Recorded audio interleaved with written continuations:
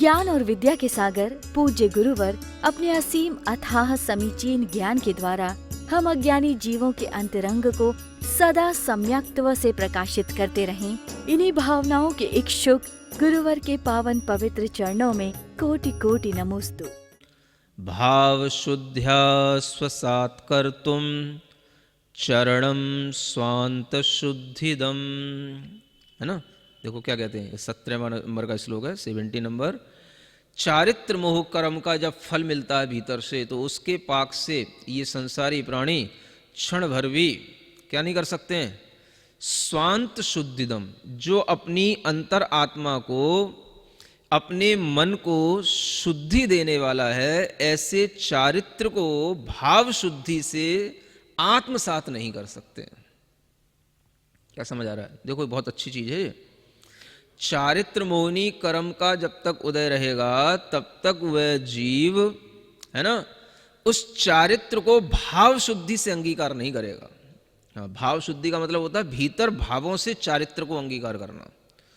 माने अगर आपने कोई व्रत लिया है, नियम लिया है, चारित्र लिया है, तो भाव पूर्वक, भाव शुद्धि से, है ना, भाव शुद्धि से जो चारित्र अंगीकार किया जाएगा वो तभी संभव है जब चारित्र मोहिनी कर्म का भीतर से अभाव हुआ हो, और तभी जो है गुणस्थान बदलता है। भाव शुद्धि से ही गुणस्थान बदलता है ना। अब भाव शुद्धि नहीं है तो क्या होता है, आप चारित्र का संकल्प तो ले सकते हो और चारित्र का ऊपर ऊपर से पालन कर सकते हो, लेकिन भाव शुद्धि के बिना वह चारित्र आपके भीतर के गुणस्थान को बदल नहीं सकता है ना। तो भीतर से परिवर्तन, भाव शुद्धि से वह चारित्र को स्वसात कर लेना। स्वसात का मतलब आत्मसात कर लेना नहीं, ये चारित्र ही हमारी संपदा है, चारित्र ही मेरी आत्मा है, मेरी आत्मा ही चारित्र है। ये चारित्र मेरे कोई मन वचन काय की प्रवृत्तियां नहीं है, ये चारित्र मेरी आत्मा की निधि है, ऐसे आत्मसात करना। और जब कोई भाव शुद्धि पूर्वक ऐसा चारित्र को आत्मसात करेगा तो उसका व्रत के ऊपर ध्यान रहेगा, जो उसने व्रत लिया है, जो उसने नियम लिया है, कि इस व्रत की शुद्धि के साथ में हम अपनी आत्मा की, मन की शुद्धि बढ़ाएं। जितना जितना व्रत पर ध्यान रहेगा तो उतना उसकी मन की शुद्धि बढ़ेगी। समझ आ रहा है? मन शुद्धि से ही भाव शुद्धि बनेगी। भाव शुद्धि का मतलब है आत्मा अब भावों से उस चारित्र को स्वीकार कर लिया है, क्योंकि भाव तो आत्मा में ही होते हैं, मन में विचार होते हैं, भाव आत्मा में होते हैं।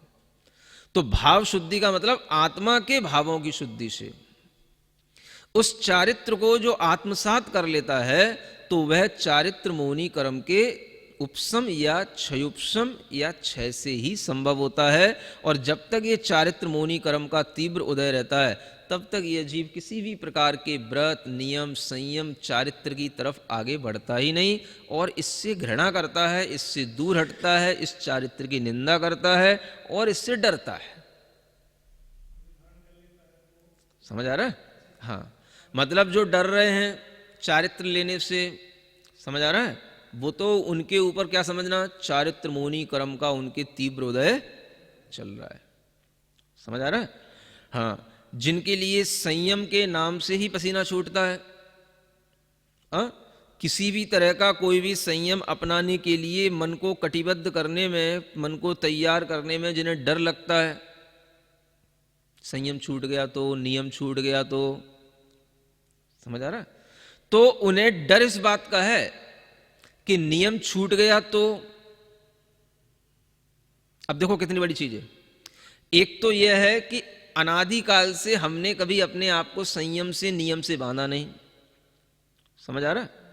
अब अगर कोई चीज को हम, जो बहुमूल्य चीज है उसको हम पकड़ने की चेष्टा करते हैं और एक बार हमने पकड़ ली, अगर कहीं कोई मान लो फिर भी तीव्र कर्म के उदय से वह नियम टूट भी गया, नियम छूट भी गया, तो जितनी देर अगर आपने नियम लिया है उसका तो संस्कार आपकी आत्मा पर पड़ेगा।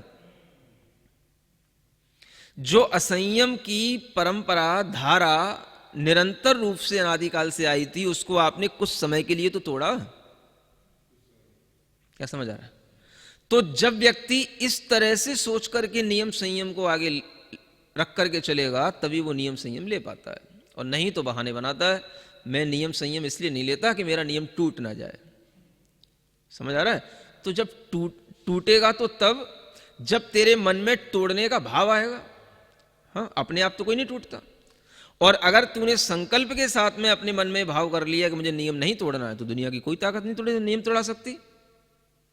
और उस नियम के कारण से तेरे अंदर संकल्प शक्ति बढ़ेगी, जिसके माध्यम से तुझे और ज्यादा उस नियम का निर्वाह करने की शक्ति मिलेगी।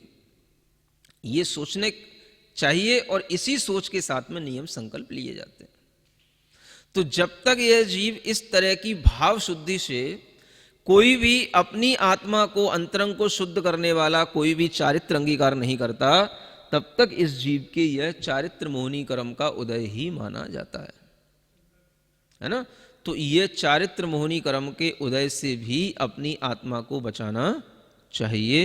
यह यहां पर कहा गया है, लब्ध्वापि यत् प्रमाद्यन्ति यत् स्खलन्त्यथ संयमात् सोपि चारित्र मोहस्य विपाकः परिकीर्तितः।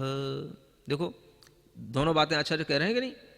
अगर आपने चारित्र मोहनी कर्म को के पाक से कभी भी, माने उसके फल से कभी भी चारित्र लिया नहीं, तो ये भी चारित्र मोहनी कर्म का उदय है। और चारित्र को अंगीकार करने के बाद में कदाचित, है ना, चारित्र माने उस संयम को ग्रहण कर लेने के बाद में कभी प्रमाद के कारण से, है ना, प्रमाद्यंती लब्ध्वापि माने प्राप्त करके भी यदि कभी आप प्रमाद कर जाते हैं अथवा स्खलित हो जाते हैं संयम से, तो इसको भी चारित्र मोहनी कर्म का ही फल जानना। समझ आ रहा है? अब ये तो कोई बहुत तीव्र कर्म का उदय हो तब किसी के साथ ऐसा हो जाता है। अगर आप कोई भी नियम संकल्प लेते हैं, उसमें सावधानी रखते हैं, तो आप प्रमाद से बचे रहते हैं, और उसको पूरा करने का भाव रखते हैं तो आप उसके स्खलन से भी बचे रहते हैं, है ना? अब अगर ऐसे कोई डरे तो आदमी संसारिक कार्यों में नहीं डरता है, संयम लेने में डरता है ना? संयम लेकर के कहीं स्खलन हो गया तो क्या होगा? अरे भाई, जितना तुमने संयम पालन किया उतना संस्कार तो पड़ेगा। अब वो स्खलन अगर हुआ तो वो किस कारण से हुआ? कोई बहुत तीव्र कर्म के, विपरीत कर्म के उदय आ गए इसलिए हुआ, या आपने अपनी बुद्धि पूर्वक किया, ये आपके ऊपर डिपेंड करेगा। समझ आ रहा है? अब हम इसलिए नहीं लेते कि कहीं संयम से च्युत ना हो जाए, गिर ना जाए, है ना, स्खलित ना हो जाए। संसार की दशाओं में, संसार के कार्य करने में तो हम बड़े बड़े साहस के काम कर लेते हैं। गाड़ी चलाना सीखते हैं, क्या समझ आ रहा है? कार चलाना सीख रहे हैं। हाँ? अब कार चलाना सीख गए, कार चला रहे हैं, तो क्या कभी कार से एक्सीडेंट नहीं होते? होते हैं। तो जब हम कार से एक्सीडेंट हो सकते हैं फिर भी हम कार चलाना सीखते हैं, तो अगर हमारा संयम लेने के बावजूद भी कुछ स्खलन हो जाए तो हम संयम धारण करना क्यों नहीं सीख रहे हैं? नहीं समझ आ रहा?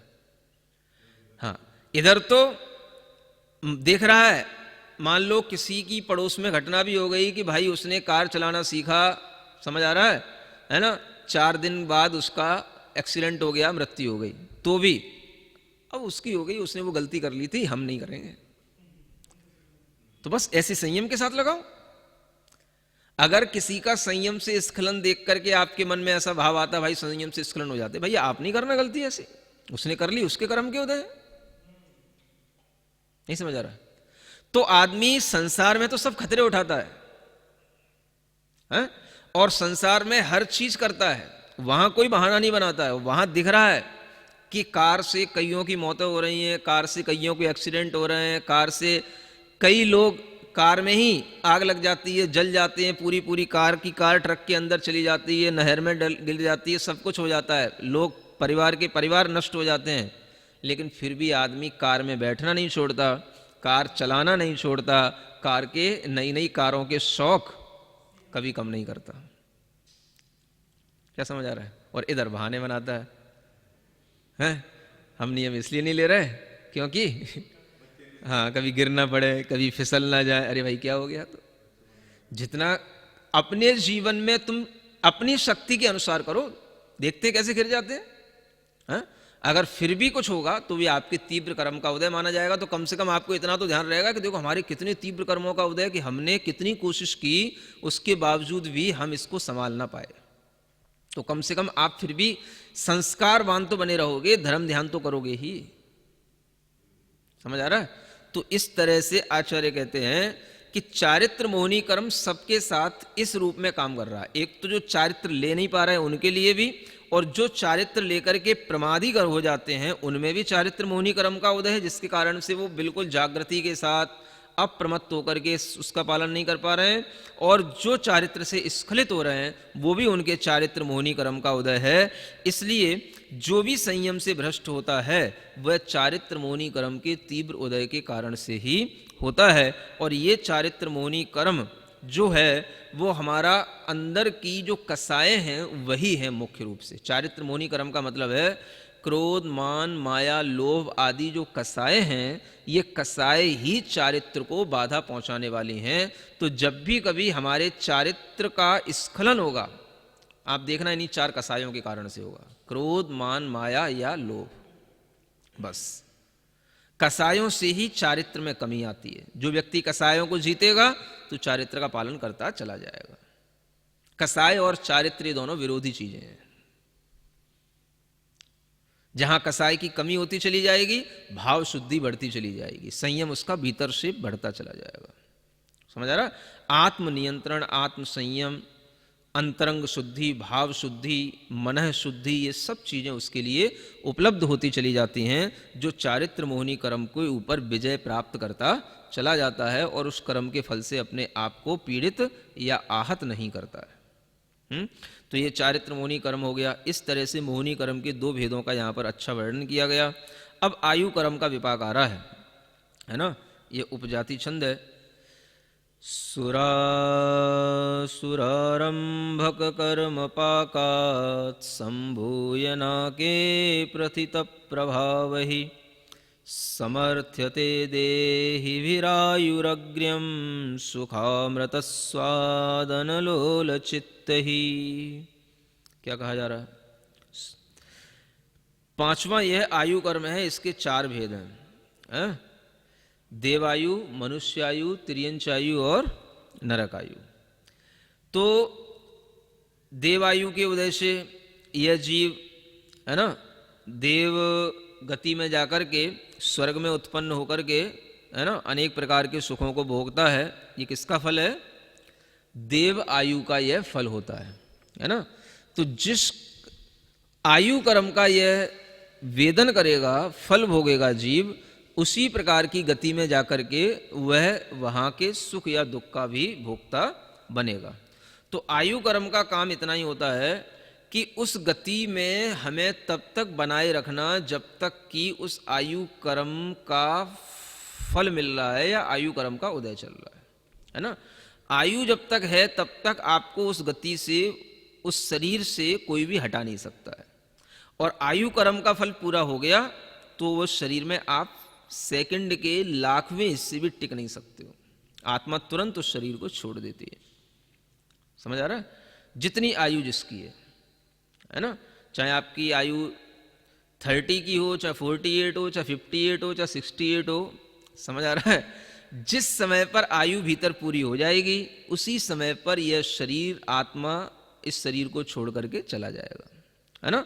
आप चाहे कितनी अच्छी स्थिति में हो, चाहे बीमार हो या ना हो, खड़े हो या लेटे हो, सो रहे हो या खा रहे हो, इसका कोई मैटर नहीं। आप हिंदू हो, मुसलमान हो, बौद्ध हो, आस्तिक हो, नास्तिक हो, भ्रष्ट हो, संयमी हो, चारित्रवान हो या कुचारित्र, कुछ भी हो, इससे कोई लेना देना नहीं। आयु कर्म सबको फल दे रहा है। समझ आ रहा है? मनुष्य हो, तिर्यंच हो, पशु हो, जीव जंतु हो, छोटा सा प्राणी हो, बड़ा प्राणी हो, कोई भी हो, आयु कर्म का अभाव होने पर ही यह जीव शरीर छोड़ देता है। ठीक है ना। तो देवायु के माध्यम से देवों का सुख मिलता है। तो नरक आयु का क्या फल है? नरायुष कर्म विपाक योगान नरत्वमासाद्य शरीर भाजः सुखा सुख क्रांत धियो नितांतम नयंति कालम बहुभिः प्रपंचहि। है ना। अब मनुष्य आयु का उदय होता है तो आदमी क्या करता है? अनेक प्रकार के कर्मों के उदय से इस मनुष्यत्व को पा लेता है, मनुष्य जन्म को पा लेता है। और उसमें कौन सा मनुष्य जन्म है? जिसमें बहुत सारे सुख दुख जिसमें व्याप्त रहते हैं, है ना। और ऐसे सुख दुखों में जिनकी बुद्धि ऐसी लगी रहती है कि वो अनेक प्रकार के प्रपंचों में पड़ जाते हैं। प्रपंच समझते हैं, अनेक प्रकार के झंझटों में पड़ जाते हैं। समझ आ रहा। अब आप देख लो, कोई भी मनुष्य संसार का अनेक झंझटों में पड़ा हुआ है, अनेक प्रपंचों में पड़ा हुआ है। मनुष्य जन्म मिला था, उसे पता ही नहीं कि कौन से कारणों से मिला है, किस पुण्य से मिला है। और मनुष्य जन्म को पा करके इसका फल यही है कि इस मनुष्य जन्म में वह अनेक प्रकार के प्रपंचों में पड़ जाता है और अपनी आयु पूरी कर लेता है। चरस्थर विकल्पाशु तिर्यक गतिषु जंतुभि तिर्यक आयु प्रकोपेन दुखमेव अनुभूयते। इसी तरह से त्रियंच आयु है, तो त्रियंच आयु के उदय से क्या है, त्रस और स्थावर, है ना। त्रियंचों में दो प्रकार के त्रियंच हैं, त्रस भी और स्थावर भी। स्थावर जो पृथ्वी जल अग्नि वायु वनस्पति, ये एक इंद्रिय स्थावर त्रियंच कहलाते हैं। और जो दो इंद्रिय तीन इंद्रिय चार इंद्रिय जीव होते हैं और संगी संगी पंचेंद्रिय त्रियंच भी होते हैं, ये सभी जीवों में अनेक प्रकार के दुख ही दुख हैं। मक्खी मच्छर कीड़े मकोड़े, इनको कहाँ सुख है। लेकिन ये सभी जीव इस त्रियंच गति के दुखों को भी भोग रहे हैं, तो उसमें भी उनके त्रियंच आयु नाम आयु कर्म का उदय है। इस त्रियंच आयु कर्म के उदय के कारण से जितनी उनको आयु मिलती है उतनी भोग लेते हैं। और इस आयु का घात भी हो जाता है। तो अगर आयु ज़्यादा भी मिली हो लेकिन किसी ने बीच में ही मार दिया, शरीर को नष्ट कर दिया, तो वह आयु उसी समय पर पूरी वहीं की वहीं खिर करके नष्ट हो करके वह वहीं की वहीं पूरी नष्ट हो जाती है। और नई आयु बंद करके वो नया जन्म लेने के लिए वह प्राणी, कोई भी आत्मा हो, चाहे त्रियंच गति का चाहे मनुष्य गति का, वो अनेक दूसरा शरीर धारण कर लेता है। ये त्रियंच आयु हो गई। अब चौथी है नारक आयु। नारकायु प्रकोपेन नरके चिंत्य वेदने निपतंत्यंगनस्तूर्णम कृतार्तिक करुणस्वनाः। है ना। क्या होता है, नारकी आयु का जब फल मिलता है तो नरक में इतनी वेदना है, यहां लिखा है अचिंत्य वेदना, आप चिंतन नहीं कर सकते इतनी वेदना। क्या समझ आ रहा है। आप कभी सोचने बैठे कितना कष्ट हो सकता है। कोई हमारे शरीर में कीलें ठोंक रहा हो, कोई हमारे शरीर को सुइयों से चुभा रहा हो, चाकुओं से गूंद रहा हो, उससे भी कई गुना ज्यादा वेदना। आप सोच लो जितनी ज्यादा से ज्यादा वेदना हो सकती है, उससे भी ज्यादा वेदना नरकों में नारकी जीव नरक आयु के फल से वहां पर भोगना उसको पड़ता है, भोगता है। क्योंकि आयु जब यहाँ की पूरी हो गई तो वह किसी ना किसी आयु को दूसरी आयु को प्राप्त करता है। अगर उसने जीव ने यहाँ पर बहुत ज़्यादा पाप आदि कार्य किए हैं तो उनका फल भोगने के लिए उसे नरक में ही स्थान मिलता है। समझ आ रहा है। ये नरक और स्वर्ग कल्पना नहीं है, ये यथार्थ है। क्योंकि आदमी को पाप का फल भोगने के लिए एक स्थान चाहिए और वो स्थान वहाँ बने हुए हैं। कोई खुदा कोई परमात्मा आपको न वहाँ पहुँचाता है न वहाँ से निकाल सकता है। ये आयु कर्म है जो आपको वहाँ पर बांधे रखेगा और वहाँ पर आपको उतने समय तक भोगना पड़ेगा जितनी आपने आयु यहाँ पर बांध ली है। समझ आ रहा है। अब इसमें कोई व्यक्ति कुछ भी हो, किसी भी संप्रदाय का, कोई भी देश का, कोई भी राष्ट्र का व्यक्ति हो, हर किसी के लिए ये कर्म के बंध चल रहे हैं और सब इन्हीं कर्मों के फल सभी भोग रहे हैं, है ना। कोई मान लेगा तो दृष्टि समीचीन हो गई और नहीं मानेगा तो दृष्टि मोह में मिथ्या दृष्टि बनी हुई है। तो बस इसीलिए कहा जा रहा है कि दृष्टि बदल लो तो सृष्टि बदल जाएगी। अगर आप ये सब मान करके चलोगे, इस दृष्टि से देखोगे कि सब जीव 8 प्रकार के कर्मों का फल भोग रहे हैं, तो आपको अपनी ये सारी सृष्टि अलग ही तरीके की नजर आएगी, है ना। तो ऐसे दुख जिनका कि हम चिंतन नहीं कर सकते, अचिंत्य वेदना है वहां पर।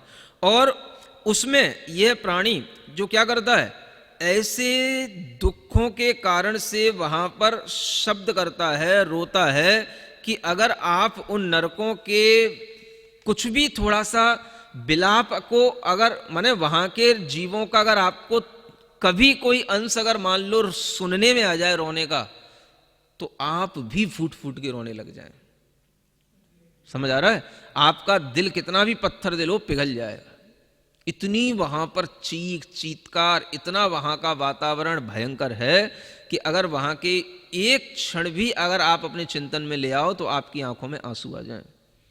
इतना चिल्लाते रहते नारकी, लेकिन कोई भी वहां से उनको तब तक नहीं निकाल सकता। अच्छा, दूसरी बात कि मनुष्य और तिर्यंच आयु का तो बीच में भी घात हो जाता है, लेकिन नरक और देव आयु का कभी बीच में घात नहीं होता है। जितनी आयु यहां से बांध के गए हो उतना पूरा भोगना है। चाहे शरीर के कोई टुकड़े टुकड़े दूसरा नारकी कर देता है, फिर भी वो शरीर जुड़ जाता है। ये वहां की विशेषता है। ठीक है ना? तो अपनी दृष्टि बदलो ज्ञानी। क्या कह रहा हूं? है ना? ज्ञानी को ज्ञानी भी बोलते हैं। समझ आ रहा है? हाँ, तो वो ज्ञानी, दृष्टि बदलो, सृष्टि अपने आप बदल जाएगी। है ना? नरकों से डरो, पाप से अपने आप डर लगने लग जाएगा। ये इस तरह से ये जो कर्म है, इन कर्मों में अब एक आता है नाम कर्म। आयु कर्म के 4 भेद हो गए।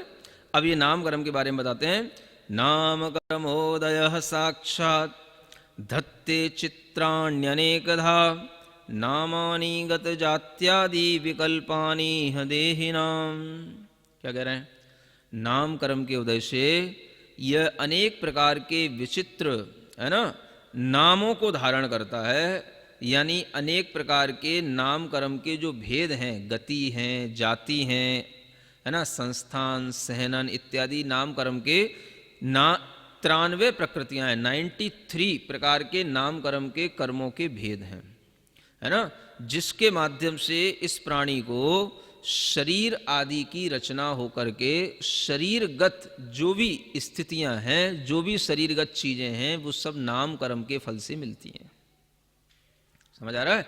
न कोई आपको परमात्मा बना रहा है, न कोई ईश्वर आपका जन्म निर्माण करता है। ये नाम कर्म ही आपके शरीर की रचना करता है। इसे आप अपने गांठ बांध करके रख लेना, है ना। अगर दर्शन मोहनी कर्म आपका शांत हो जाएगा तो आपको ये बात समझ में आ जाएगी। अगर दर्शन मोहनी कर्म का उदय चलेगा तो आपको ईश्वरी ईश्वर दिखाई देगा। ईश्वर ने ये शरीर बनाया, ईश्वर ने मृत्यु करा दी, ईश्वर ने रोग दे दिए, ईश्वर ने हमें सुख दे दिया। ईश्वर की कृपा से सब भरा पूरा परिवार है। ईश्वर के कारण से सब कुछ संसार में अच्छा चल रहा है। या ईश्वर के कारण से ये प्रकोप पैदा हो गया, ईश्वर के कारण से कोरोना फैल गया। ये सब भी आपकी भीतर की विपरीत दृष्टि का ही विचार है। समझ आ रहा है? तो दृष्टि बदलो ज्ञानी, दृष्टि बदलो, सृष्टि बदल जाएगी। नाम कर्म के कारण से ये शरीर की रचना हुई। नाम कर्म के कारण से हम मनुष्य गति में हैं। नाम कर्म के कारण से हमको ये शरीर के ये अंग उपांग मिलते हैं। हमारे शरीर में जो कुछ भी रक्त रुधिर आदि के परिवर्तन होते हैं, सब नाम कर्म के कारण के फल के कारण से होते रहते हैं। ऐसा विचार करके अपने कर्मों की ओर अपनी दृष्टि रखो। कोई दुनिया में दूसरा ईश्वर नहीं है, हमारे कर्म ही हमारे ईश्वर हैं। क्या समझ में आ रहा है? ज्ञानी, कर्म ही ईश्वर है। गोत्राख्यम जंतु जातस्य कर्म दत्ते स्वकं फलम शस्ताशस्तेषु गोत्रेषु जन्म निष्पाद्य सर्वथा। फिर एक कर्म होता है गोत्र कर्म, है ना, 7वें नंबर का कर्म है गोत्र कर्म। जिस गोत्र कर्म के कारण से जीव अनेक प्रकार के अच्छे माने ऊंच और नीच गोत्रों में जन्म लेता है। समझ आ रहा है? अब ये कोई मानव की कल्पनाएं नहीं है जो कुछ दार्शनिक लोग कहा करते हैं मनुष्य ने समाज में ऐसी कल्पनाएं कर रखी हैं, ये ऊंच हैं, ये नीच हैं। ऐसा नहीं है। ये ऊंच और नीचपना ये हमारे कर्म के फल से मिलता है। और उच्च और नीचता इस बात पर निर्भर करती है कि आप कैसे कार्य कर रहे हैं। उच्च कार्य कर रहे हैं तो आप उच्च कुल के हैं, और निम्न कार्य कर रहे हैं तो आप नीच कुल के हैं। बस सीधी सी बात। समझ आ रहा है? तो ये कुल का विभाजन इस तरह से जैन दर्शन में किया गया है। आपके आचरण से, आपके कर्म जैसे हैं उसके कारण से आपका आचरण कैसा है। समझ आ रहा है? अगर आप कत्ल खाने खोल रहे हैं, शराब खाने खोल रहे हैं, पोल्ट्री फार्म चला रहे हैं, अंडों के व्यापार कर रहे हैं, मुर्गियां काट रहे हैं, ये सब नीच कार्य हैं, निम्न कार्य हैं। समझ आ रहा है? ये सब मतलब कहना चाहिए विवेकहीन लोगों के कार्य हैं। इतने हिंसात्मक कोई भी निम्न कार्य करेगा तो वो नीच गोत्र ही कहलाएगा, चाहे भले ही वो कितने अच्छे खानदान में क्यों ना पैदा हुआ हो। समझ आ रहा है? चाहे वो ब्राह्मण कुल में पैदा हुआ हो, चाहे जैन कुल में पैदा हुआ हो, वो निम्न कार्य करने वाला नीच कहलाएगा। समझ आ रहा है? और जिसने कोई मान लो निम्न खानदान में भी पैदा हुआ हो, नीच कुल में भी पैदा हुआ हो, लेकिन जिसने कभी शराब ना पियो, मांस ना खाया हो, कभी इनका समर्थन ना किया हो, तो वो भी आदमी उच्च कहलाएगा। समझ आ रहा है? उच्च गोत्र का कहलाएगा। हाँ, ऐसे भी लोग होते हैं। क्या समझ आ रहा है? अभी कोई बता रहा था, अभी हाल के हाल में एक कपूर चला गया, एक खान चला गया समझ आ रहा है? तो उस खान के बारे में एक पोस्टिंग दिखाई इसने, दुर्गेश भाई ने, कि उसमें लिखा था कि उसने कभी खान होते हुए भी उसने कभी मीट नहीं खाई। समझ आ रहा है? उसके पिता कहते थे, अरे यह तो ऐसा लगता है किसी ब्राह्मण के खानदान में पैदा हो जाता। समझ आ रहा है? तो ये बात है, भीतर से आदमी का अपना मतलब गोत्र का प्रभाव है। तो बाहर से वह किसी भी कुल में पैदा हो गया हो, लेकिन भीतर से अगर उसके अंदर जागृति है तो वो अपने गोत्र को इस तरीके से सामने रख सकता है समझ में? तो ये गोत्र हमेशा आदमी को फल देते हैं, और इन गोत्रों के कारण से ही आदमी उच्च या नीच कार्यों में अपनी रुचि लेता है ना? इस तरह से ये 7 कर्म हुए। 8वां कर्म है अंतराय कर्म। निरुणद्धीषु सामर्थ्यात् दान लाभादि पंचकम विघ्न संतति विन्यासैर्विघ्नकृत कर्म देहिनाम। विघ्न करने वाले कर्म जो होते हैं उन्हें हम अंतराय कर्म कहते हैं। जो हमारे लिए दान में, लाभ में, भोग में, उपभोग में और वीर माने उत्साह में हमारे अंदर विघ्न पैदा कर देते हैं, ऐसे 5 प्रकार के अंतराय कर्म होते हैं। दान अंतराय, लाभ अंतराय, भोग अंतराय, उपभोग अंतराय और वीर अंतराय नाम के कर्म, है ना? जो हमें वो काम ना करने दें, दान ना करने दें, दान अंतराय कर्म। लाभ ना लेने दें, लाभ ना हम ले प्राप्त कर पाएं, लाभ अंतराय कर्म। भोग वस्तुएं का भोग ना कर पाएं, भोग अंतराय कर्म। उपभोग की वस्तुओं को ना भोग पाएं, उपभोग अंतराय कर्म। अपने भीतर कोई भी उत्साह, साहस, शक्ति पैदा ना कर पाएं, ये वीर अंतराय कर्म, है ना? ऐसे 5 अंतराय कर्मों के फल भी यह सभी संसारी प्राणी भोगते रहते हैं। इस तरह से 8 कर्मों के फलों का जो ये सामान्य से विवेचन हुआ है, उसी का आप अपने अंतरंग आत्मा में ध्यान लगा सकते हैं। सीधे बैठें,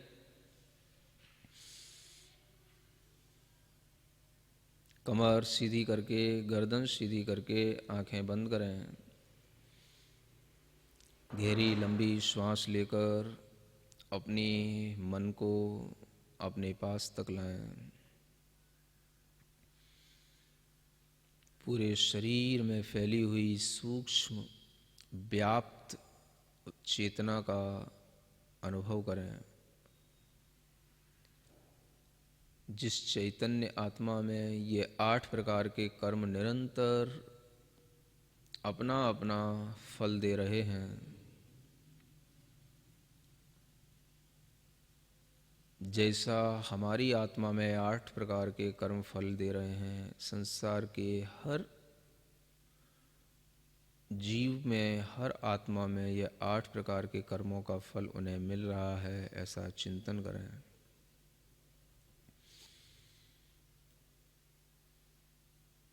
सभी जीव ज्ञानावरण कर्म के फल से ज्ञान को पूर्ण अनुभव में नहीं ला पाते। दर्शनावरण कर्म के फल से संसारी जीवों को पूर्ण सभी पदार्थों का दर्शन नहीं होता। वेदनीय कर्म के फल से यह जीव छोटे या बड़े सुख और दुखों को भोगता रहता है। दर्शन मोहनीय कर्म के फल से यह जीव अपनी आत्मा पर श्रद्धा नहीं करता, देह और संसार को ही सत्य मानता है। चारित्र मोहनी कर्म के फल से यह जीव कभी आत्म संयम, भाव शुद्धि का आनंद नहीं ले पाता।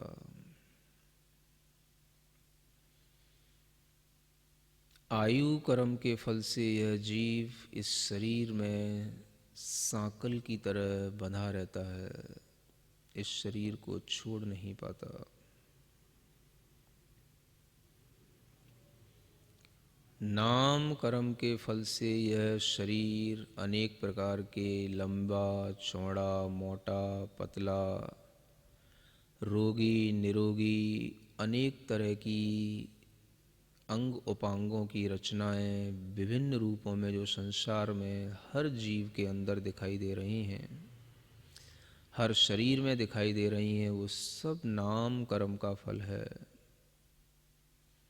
गोरा काला लंबा ठिगना जितनी भी सब हमें शरीर के परिणाम, शरीर की विचित्रताएं दिखाई दे रही हैं, सब नाम कर्म के फल हैं।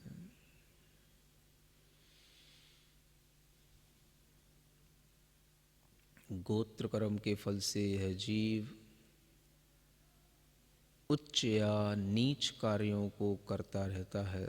संसार में कितने ही जीव उत्कृष्ट कार्य करते हैं और कितने ही जीव निम्न कार्यों से अपना जीवन जीते हैं।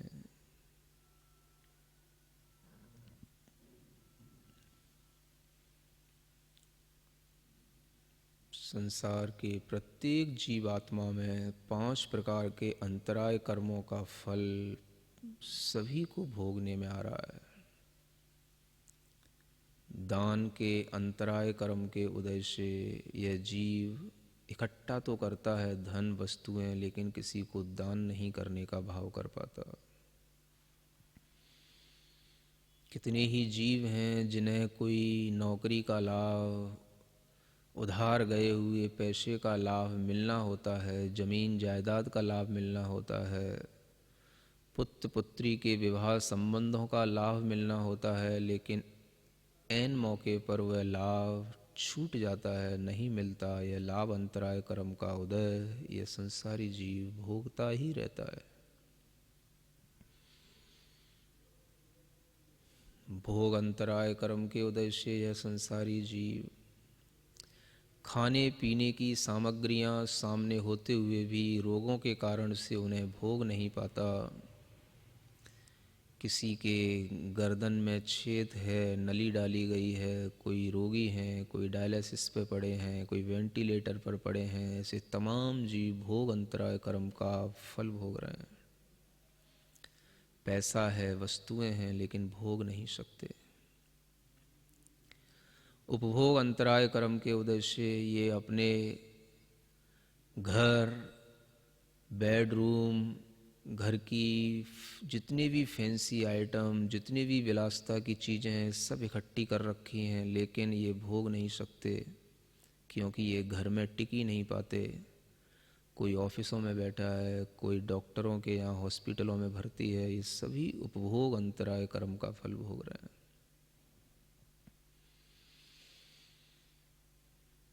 वीर्य अंतराय कर्म के फल से यह जीव उत्साह करता है कुछ करने का, लेकिन कर नहीं पाता। सोचता है मैं ऐसा करूँगा वैसा करूँगा, लेकिन कुछ ही समय में इसका वह उत्साह डाउन हो जाता है और वह उस कार्य को करने की योजना बना करके भी पूर्ण नहीं कर पाता, शुरू नहीं कर पाता। ये सब वीर्यंतराय कर्म के फल से यह जीव भोगता रहता है। पढ़ने लिखने वाले बच्चे कितने ही प्रकार से सोचते हैं मैं यह पढ़ूंगा, यह जॉब करूंगा, लेकिन वह उत्साह नहीं होने के कारण भीतर से कुछ नहीं कर पाते। इन 8 कर्मों के फलों को संसार का हर जीव भोग रहा है, मैं भी भोग रहा हूँ।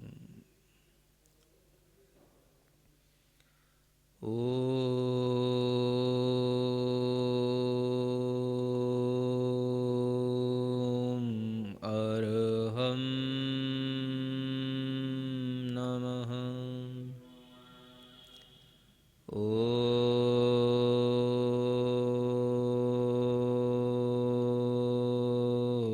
अरहं नमः।